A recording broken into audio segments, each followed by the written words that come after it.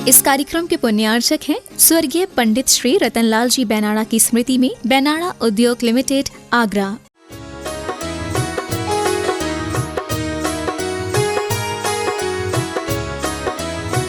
आप नहीं जानते अपनी आपकी कमियां कौन सी हैं, वीक पॉइंट्स कौन कौन से। तो हम अपने वीक पॉइंट्स के माध्यम से भी आचार परमेष्टि के गुणों तक पहुंच सकते हैं। एक बहुत अच्छा माध्यम है। जो अज्ञानी होता है, या यूं कहें जिसके पास कोई शास्त्रीय ज्ञान नहीं होता है, वो शिकायत करते हैं हमें तो कुछ पता ही नहीं है पंच परमेष्टि के पास क्या होता है, कौन से गुण होते हैं। तो उन सबके लिए कह रहे हैं बहुत अच्छा तरीका है, हम अपने अपने अवगुणों को देखें और जैसे जैसे उन्हें हटाते जाएंगे वे गुण उनमें हमें दिखलाई देते चले जाएंगे। सभी लोग अपनी अपनी कमियों को देखें, ठीक है। नहीं देख पाओगे, कभी उसे भी तो देखा करो, कभी उसे भी पढ़ा करो। रादर उसी को देखने, उसी को पढ़ने से हमारा विकास होता है, क्योंकि वो हमारे इनबिल्ट है, भीतर है। पर के गुण देखने में हमें खोजना पड़ता है, वैसी दृष्टि लाना पड़ता है, पुरुषार्थ करना पड़ता है।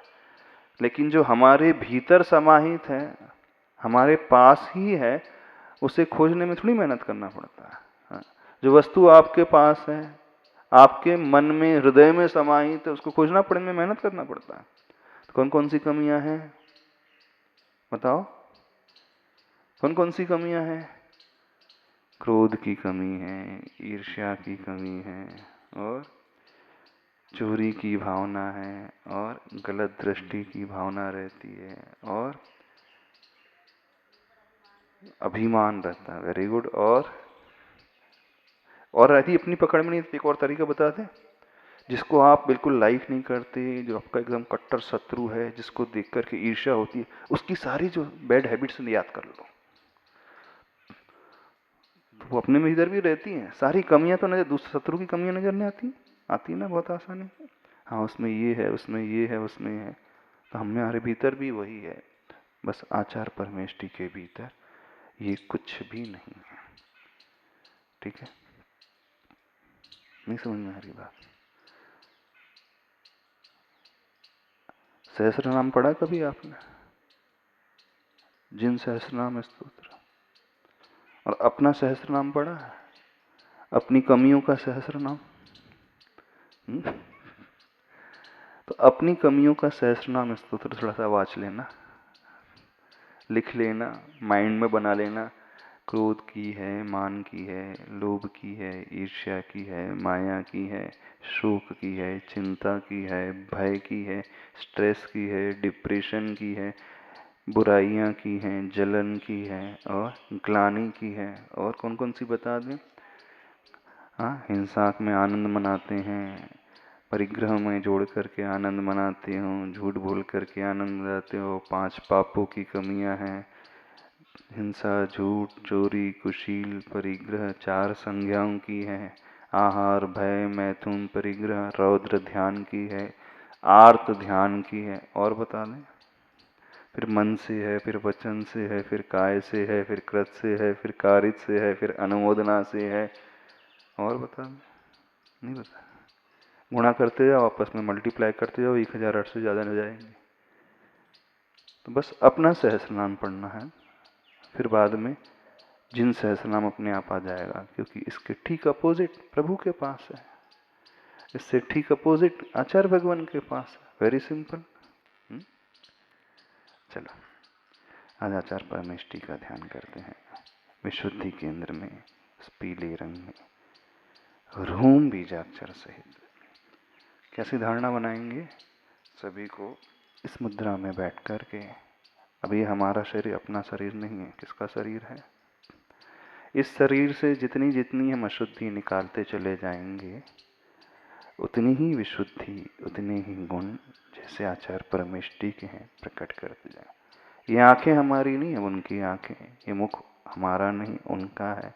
ये कान हमारे नहीं, उनके हैं। जब उनका कान हो, उनके कान, उनकी आंखें, उनका शरीर हो जाएगा, तो फिर हमारी कमियां अपने रहेंगी? नहीं रहेंगी।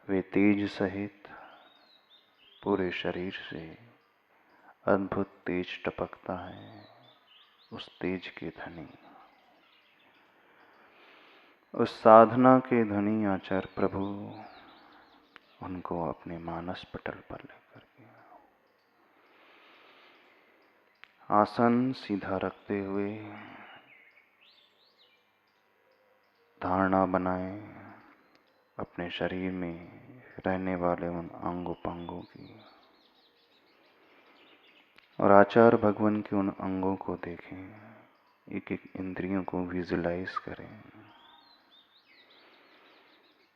ये शरीर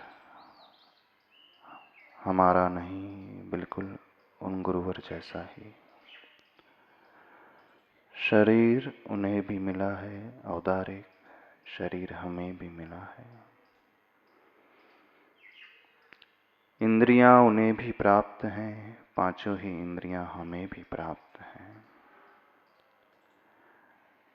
हम इन इंद्रियों का कैसा प्रयोग करते हैं, वे आचार्य भगवान इन इंद्रियों का प्रयोग किस प्रकार करते हैं, सिर्फ यह देखना है।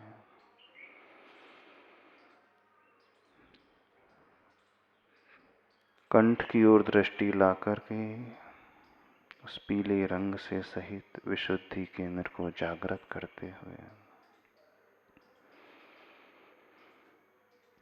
ओम ह्रूम श्री विद्या सागराय नमः। ह्रूम बीजाक्षर सहित ओम ह्रूम श्री विद्या सागराय नमः।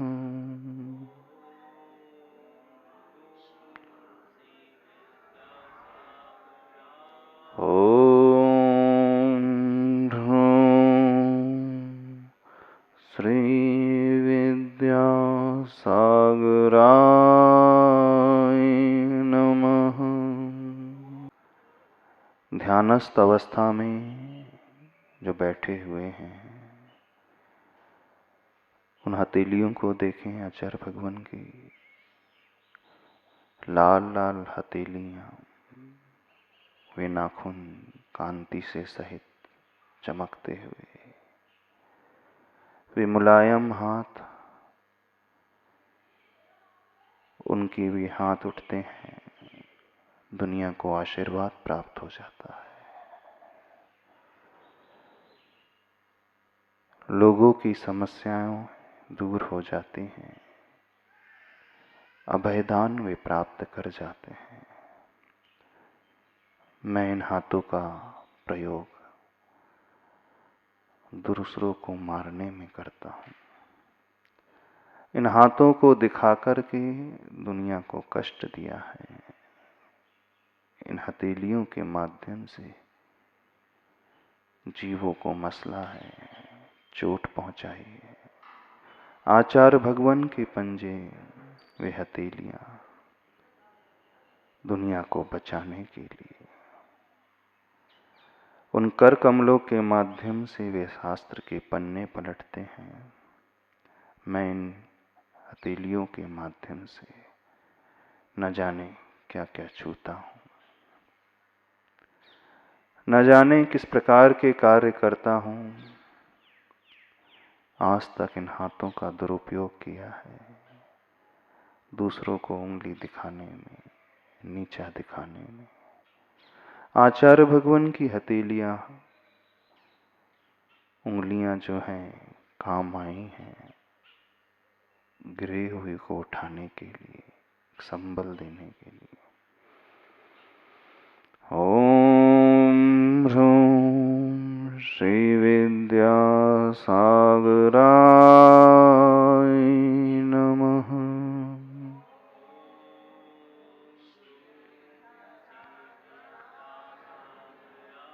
उनकी अंगुलियों में मूवमेंट होता है तो मंत्र के जाप के लिए, उंगलियों की पोरों में स्पर्श होता है तो प्रभु का नाम के लिए।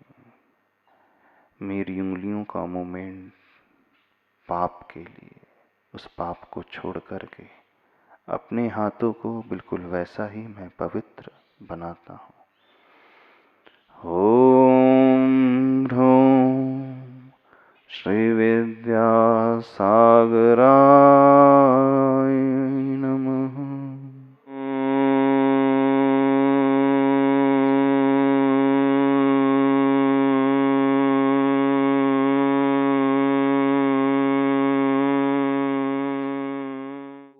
ओम अरहं परम शांति।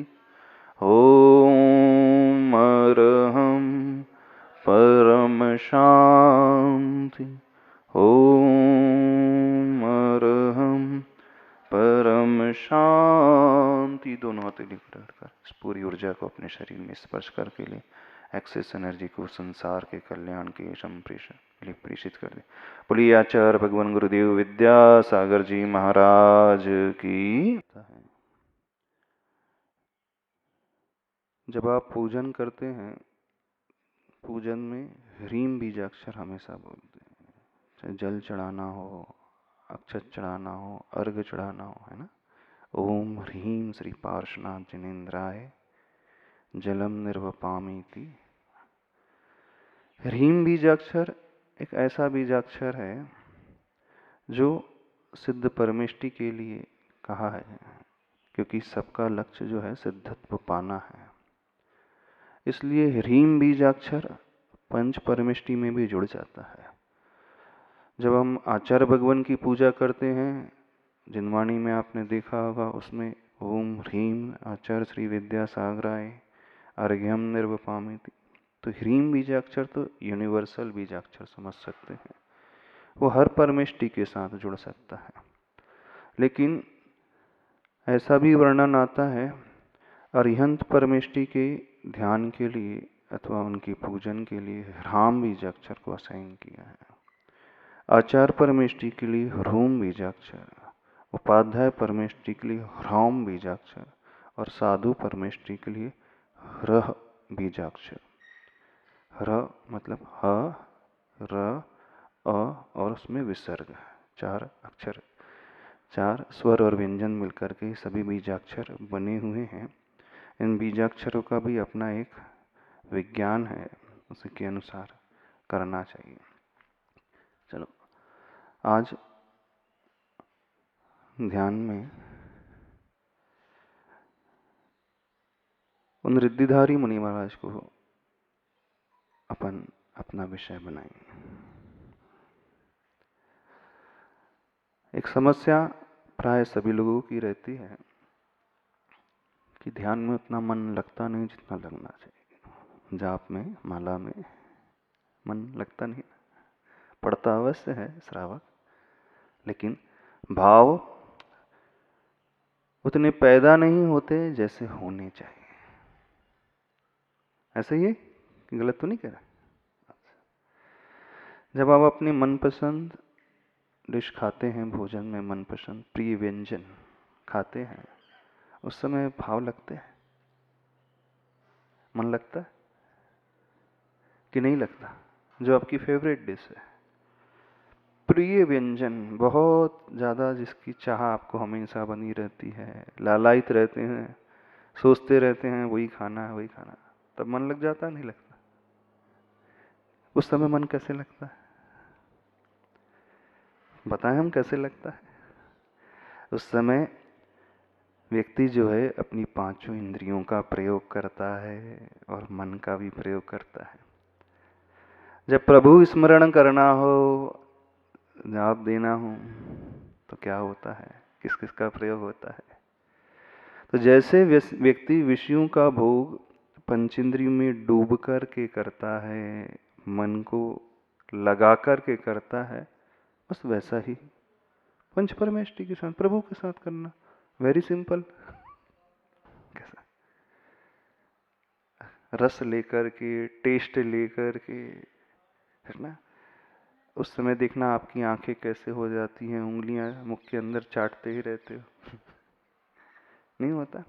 कभी अपना भी अध्ययन किया करो, अपने आप को भी देख लिया करो कि हम कैसे खाते हैं, कैसे पीते हैं, उस समय आपका चेहरा, आपके फेस एक्सप्रेशन कैसे हो जाते हैं, आंखें कैसे हो जाती हैं, आपके मुख से क्या बोल निकलते हैं, और आपकी फिजिकल एक्टिविटी कैसे होने लगती है। यानी आप मन से, वचन से और काय से उसमय हो जाते हैं। नहीं हो जाते? गलत तो नहीं कह रहे? जो भी आपका प्रिय विषय है, चाहे वो चक्षु इंद्री का हो, चाहे वो रसन इंद्री का हो, चाहे वो कर्ण इंद्री का हो, चाहे वो अन्न इंद्री का हो, किसी भी इंद्री का क्यों ना हो, जो भी आपका प्रिय है, आप उस रूप हो जाते हो, डूब जाते हो। हर संसारी व्यक्ति उसका उपभोग इसी प्रकार से करता है। तो प्रवृत्ति तो हर व्यक्ति करता है, बस क्या करना है, अब उस विषय को हटा करके किसे रखना है? भगवान को रख लो। नहीं रख सकते। हमारा जी वैसी रुचि ही नहीं है, जैसी वो फेवरेट डिश के प्रति होती, खाने के प्रति नहीं है ना। अच्छा, आप बताओ, एक तरफ रसगुल्ला है, एक तरफ पार्श्वनाथ भगवान है। ठीक है, एक तरफ रसगुल्ला, एक तरफ पार्श्वनाथ भगवान है, विषय कौन सा अच्छा बनता है? मतलब रसगुल्ले का ना, बिल्कुल सही बात है। ऐसी होता है कि नहीं?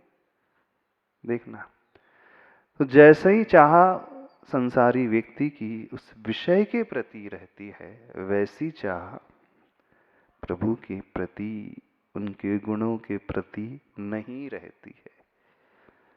अब हम चाह के बगैर खाएंगे तो अच्छा नहीं लगता है। जब आपके भोजन में नमक ना हो, मसाला ना हो, और जो आपको सब्जी रुचिकर नहीं लगती है, एकदम मेथी की सब्जी बन गई, मेथी दाने की, कड़वी कड़वी, हम आपसे कहा खाना है, कैसा मुंह बनता है देख लेना। अथवा करेले की सब्जी बन जाए एकदम कड़वी, कैसा मुख बन जाता है देख लेना। क्यों? क्योंकि रुचिकर नहीं है। प्राय संसारी व्यक्ति जो है, प्रभु को कैसा देखता है? करेले और नीम की भांति, अथवा मेथी दाने की भांति। आचार्य भगवान हमेशा कहते हैं ना, मेथी दाने की सब्जी खाई कभी? करेले की सब्जी नहीं अच्छी लगती, क्यों? कड़वी है। तो प्रभु कैसे है अभी सबके मन में? करेले, नीम और मेथी दाने की भांति। बिल्कुल सत्य कह रहे हैं, बिल्कुल सत्य कह रहे हैं।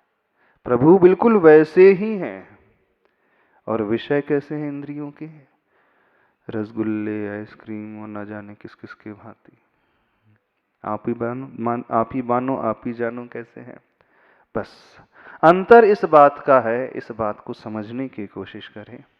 तो जितनी चाह इंद्री के विषय के प्रति अंतरंग से और बहिरंग दोनों से रहती है, वैसी चाह प्रभु के प्रति, प्रभु भक्ति के प्रति, समर्पण के प्रति नहीं रहती है। और चाह के अभाव में मंत्र पढ़ा जाए, जाप की जाए, ध्यान किया जाए, तो कैसा लगेगा? बिल्कुल वैसा ही लगेगा जैसे आप मेथी की सब्जी खा रहे हो। दवाई की भांति खाता है व्यक्ति। बहुत ज़्यादा वैद्य जी ने बोल दिया अब खाना ही पड़ेगा कि शुगर हो गई है, डायबिटीज हो गया पेशेंट, तो करेले का जूस पीना ही पड़ेगा। वैद्य ने बोला है ना। दवाई रुचि से खाते हो? मेडिसिन कोई खाता है बहुत टेस्ट लेकर के, आनंद से, आज मेरे पुण्य कर्म का उदय आया, धन्य घड़ी धन्य भाग, आज मुझे मेडिसिन खाने का सौभाग्य मिला। कभी ऐसा होता है? नहीं होता ना। अरे कहाँ फंस गया, कैसी परिस्थिति आ गई, कैसे पाप कर्म का उदय आया कि मेडिसिन खाना पड़ रहा है। ऐसे जब भगवान का नाम लेना हो, कैसा कैसे कर्म का उदय आया है प्रभु, पार्श्वनाथ जिनेन्द्र आए।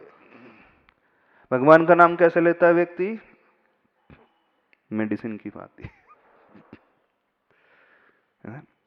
मेडिसिन उसे रुचती नहीं है, किसी को भी नहीं रुचती जहां तक हम समझते हैं। टेस्टी लगती है क्या? क्यों? अच्छी लगती है। आप बहुत सौभाग्य को मानते होंगे अपने, आज मेरे कितने सौभाग्यशाली, पुण्य कर्म का उदय है कि मुझे दवाई खाने का सौभाग्य मिल रहा है। शायद कोई भी नहीं होगा,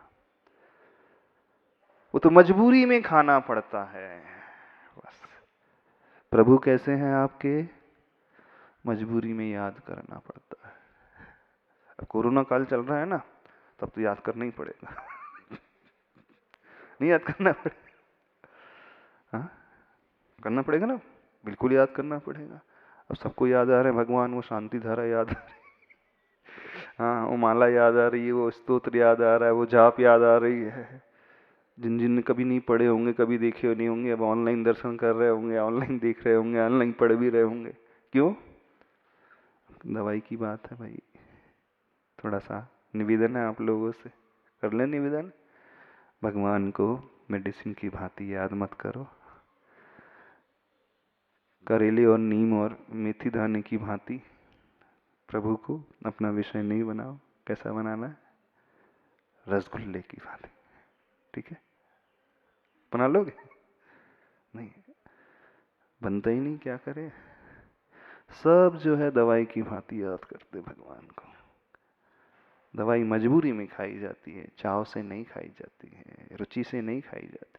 रोग को ठीक करना है। ऐसे ही मंत्र का जाप चल रहा है, ध्यान चल रहा है, कैसे? अब क्या करें? समझ रहे हो कि नहीं? नहीं समझ में आ रही? चलो आज आप लोगों को ध्यान कराते हैं।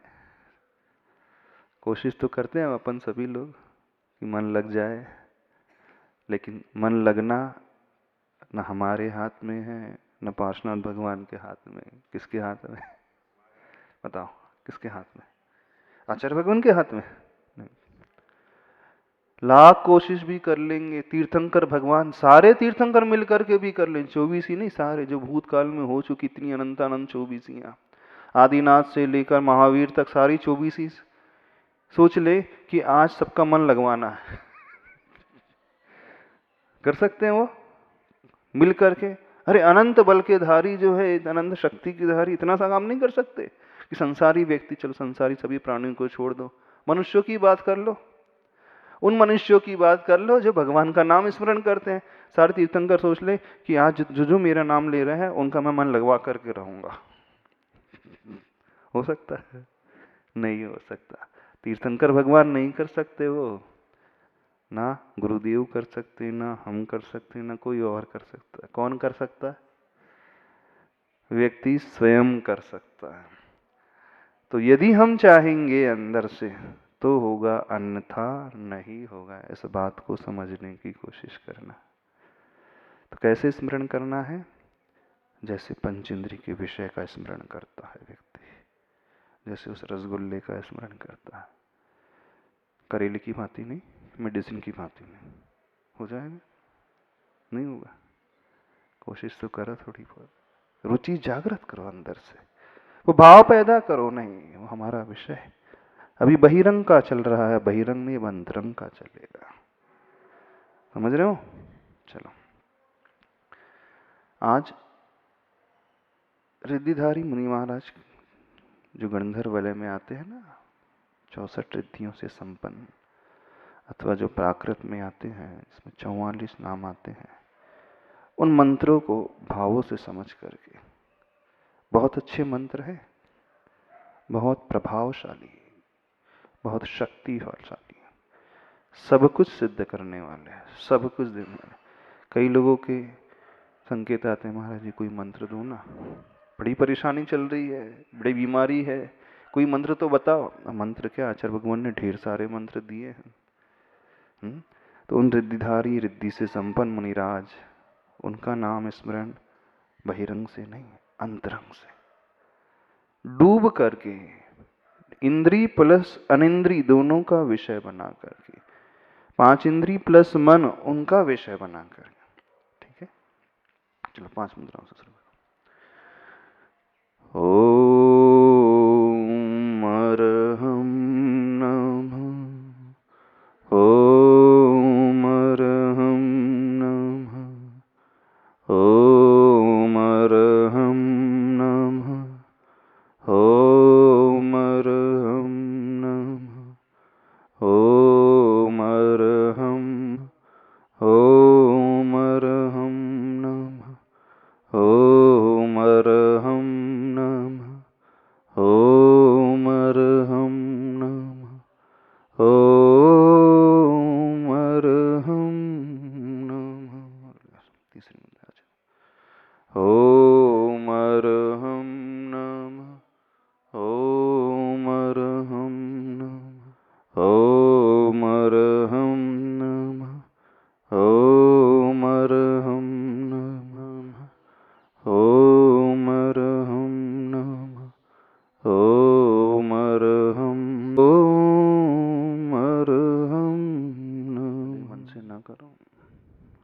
कठिनाई नहीं होती है।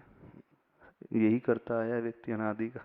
ओम अर्हं नमः, ओम अर्हं नमः, ओम अर्हं नमः।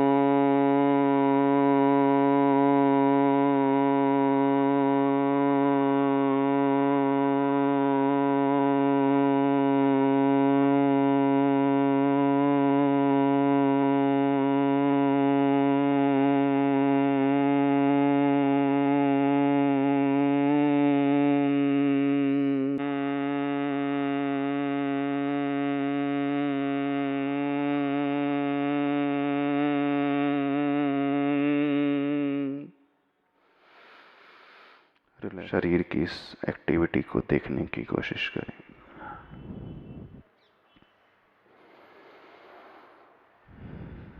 ओम के स्मरण पूर्वक श्वास भीतर आए और हम के स्मरण पूर्वक श्वास बाहर आए।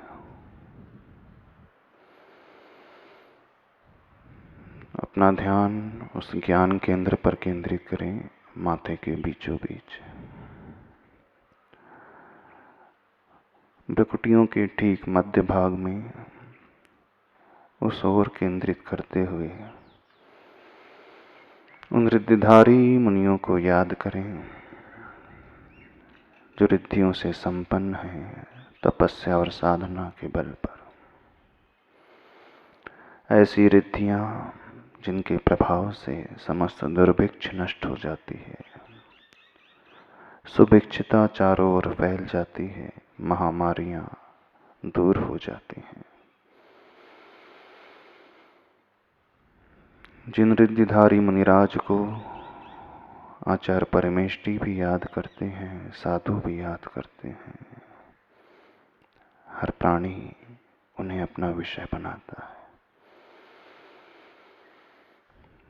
मन से, वचन से और काय से, इंद्रियों से पूर्ण रूप से उन्हें स्मरण करें, भूलें और महसूस करें। नमो जिणाणम्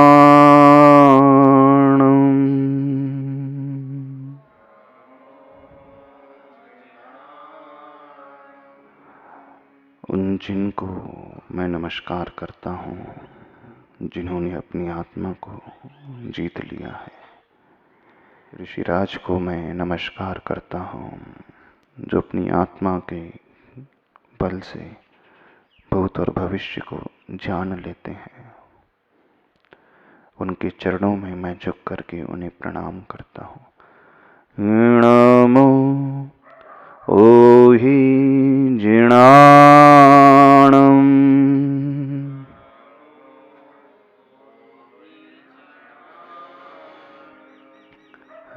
नमो परमोहि जिणाणम्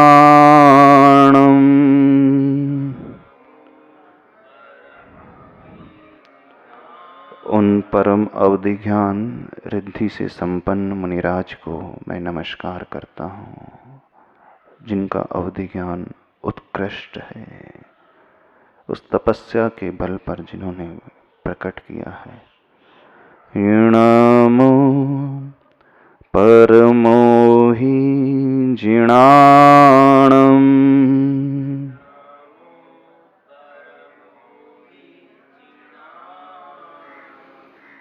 नमो सवोहि जिणाणम् सवोहि उन सर्वावधि ज्ञान के धारी ऋषि मुनि, उन्हें मैं नमस्कार करता हूँ, जिनका अवधि ज्ञान सर्व जानता है।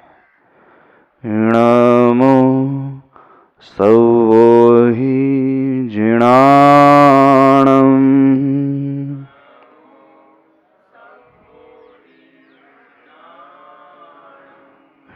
नमो अनंतो हि जिणाणम्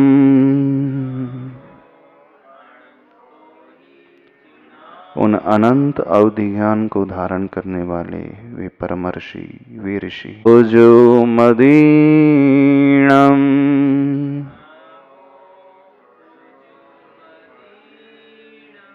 नमो व्युलमदीनम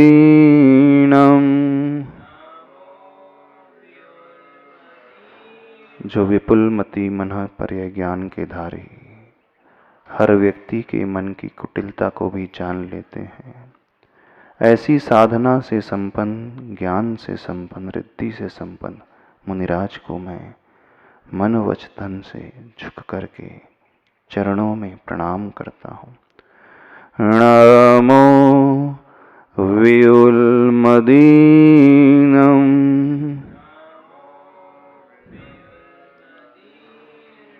नमो पादानुसारिणम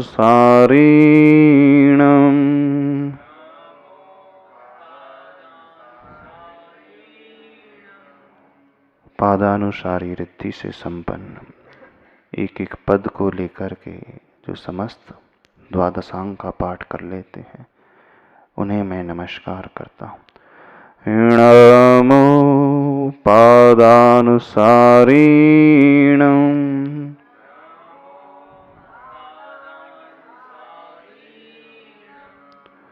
नमो मन बलीणम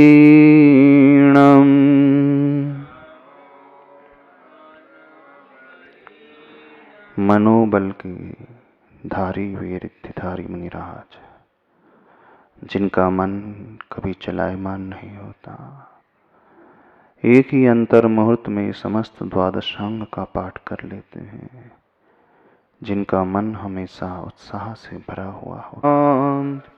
ओम अरहम परम शांत।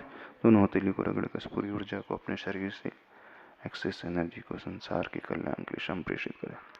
प्रिय आचार्य भगवान गुरुदेव विद्यासागर जी महाराज की, चतुष्षष्ठी रिद्धिधारी मुनिराज की।